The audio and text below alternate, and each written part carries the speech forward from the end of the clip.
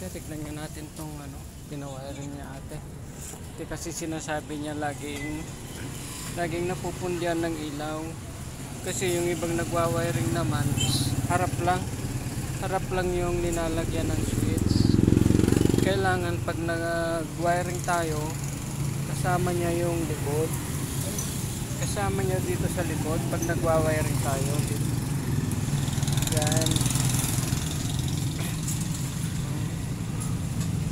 Sama po natin para hindi po laging napupundi. Yung andito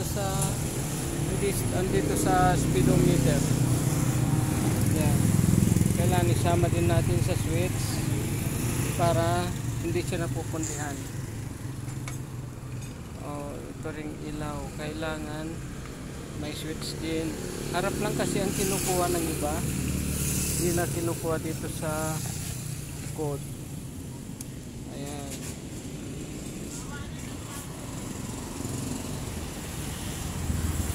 Ayan yung ilaw natin. Kailangan sama rin natin yung item. Yun.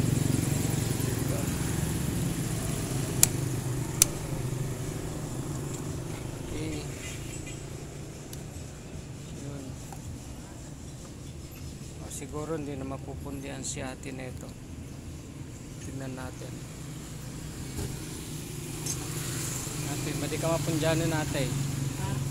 Madi siguro pundihan dyan. Thank you. Thank you daw ate. Thanks up ate. Thank you. Taga dino kayo tay? Santa Santa Lucia. Lucia.